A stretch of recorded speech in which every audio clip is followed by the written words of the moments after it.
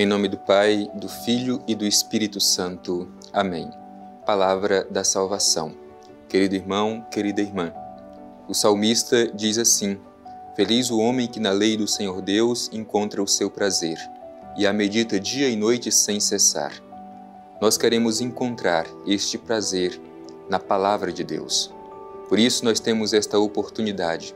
A Palavra da salvação é este convite que o Senhor nos faz para cada dia procurar nos alimentar da sua Palavra. Que cada um traga no coração este desejo profundo de fazer comunhão com Deus através da escuta da sua Palavra. Temos a oportunidade de meditar o que o Senhor quer dizer a cada um de nós no dia de hoje, na nossa história, com a realidade que nós estamos vivendo. A Palavra de Deus é sempre luz, por isso deixemos que ela nos ilumine e nos ajude a compreender melhor qual é o caminho que o Senhor nos propõe. Escutemos.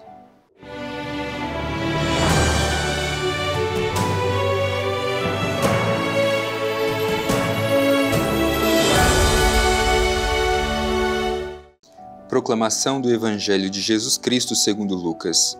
Glória a vós, Senhor. Interrogado pelos fariseus sobre quando chegaria o reino de Deus, respondeu-lhes: A vinda do reino de Deus não é observável. Não se poderá dizer, ei-lo aqui, ei-lo ali, pois eis que o reino de Deus está no meio de vós. Disse ainda a seus discípulos: Dias virão em que desejareis ver apenas um dos dias do Filho do Homem, mas não o vereis. E vos dirão, ei-lo aqui, ei-lo ali. Não saiais e não sigais. De fato, como o relâmpago relampeja de um ponto do céu e fulgura até o outro, assim acontecerá com o Filho do Homem em seu dia. Mas será preciso, primeiro, que ele sofra muito e seja rejeitado por esta geração. Palavra da salvação. Glória a vós, Senhor. Querido irmão, querida irmã, a Palavra de Deus que hoje nós ouvimos nos fala sobre o reino de Deus, a chegada do reino de Deus e sobre o dia do Filho do Homem. Esse trecho tem muito a nos ensinar.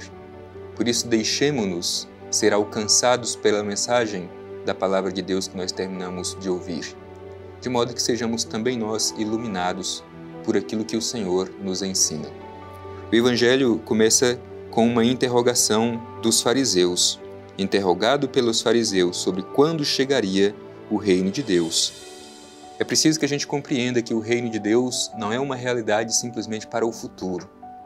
O interesse dos fariseus era saber quando virá o reino de Deus, como se ele fosse uma realidade somente para depois.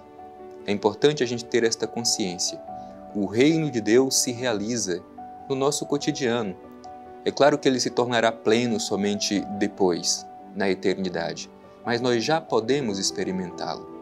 Muitas vezes nós também temos a mesma impressão dos fariseus e por isso ficamos imaginando e nos interrogando quando virá o reino de Deus. Por isso que diante desta interrogação dos fariseus, Jesus responde desta forma: A vinda do reino de Deus não é observável, isto é, o reino de Deus acontece de forma discreta no nosso dia a dia. Às vezes esperamos que o reino de Deus aconteça de forma extraordinária, nos eventos extraordinários. Não.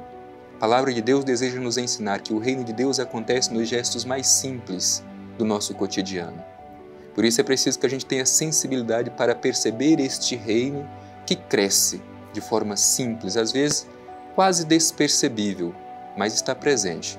É preciso que tenhamos esta sensibilidade para sermos capazes de perceber a obra de Deus que cresce em nosso meio. Por isso, o Evangelho diz que o reino de Deus, a vinda do reino de Deus não é observável. Para percebê-lo, é preciso ter muita sensibilidade. O reino acontece em nossos gestos simples do nosso dia a dia. E diz mais: não se poderá dizer, ei-lo aqui, ei-lo ali, pois eis que o reino de Deus está no meio de vós. Portanto, Jesus reafirma mais uma vez onde está o reino de Deus. Quando ele acontecerá? A resposta de Jesus é esta: ele está no meio de vós. Por isso procuremos perceber como que Deus se manifesta no nosso dia a dia. O bonito da nossa vida, meu irmão e minha irmã, é perceber como que a verdade de Deus se manifesta entre nossas fragilidades e forças.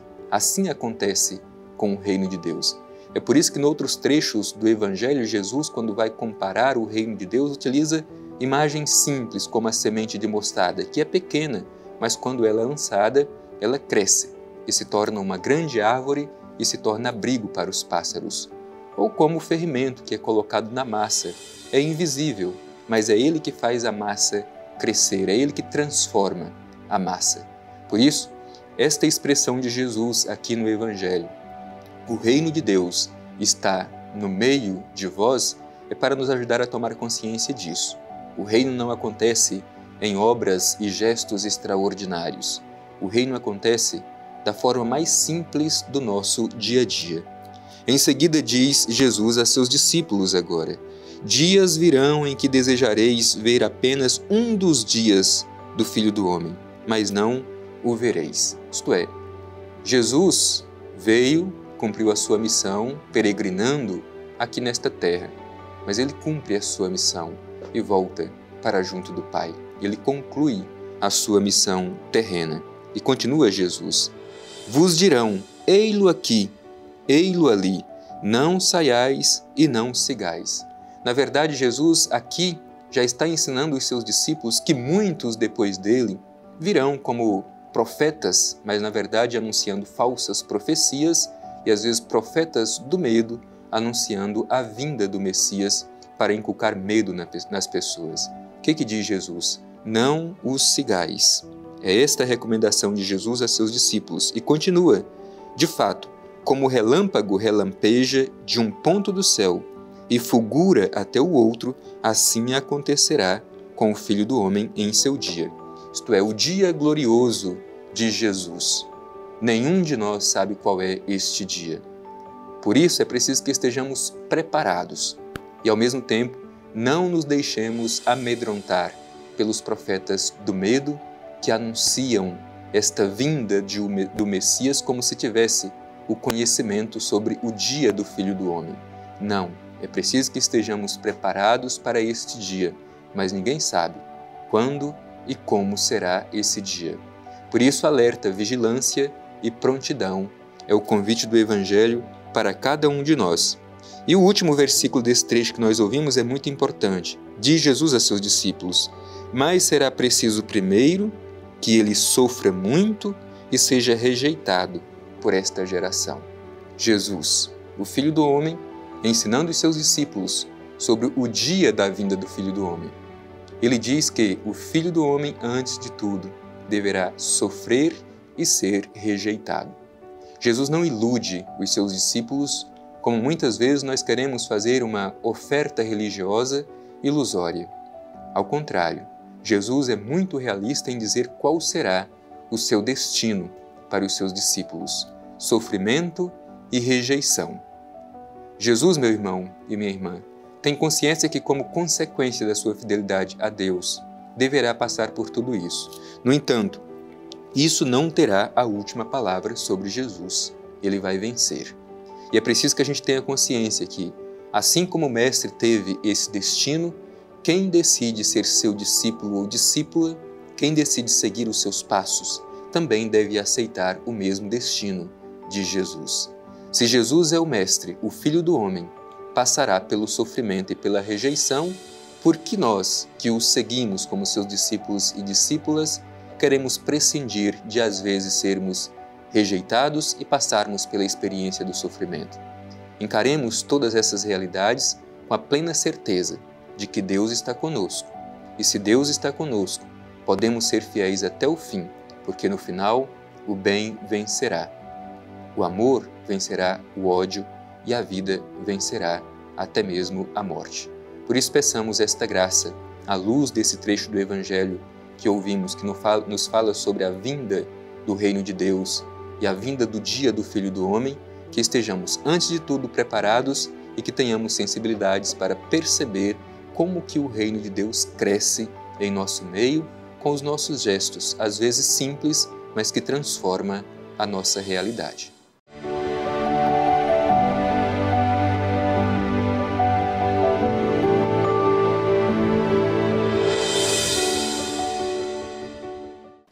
Estamos concluindo este nosso encontro diário ao redor da Palavra de Deus com o coração cheio de gratidão por sermos renovados pela mensagem do Evangelho.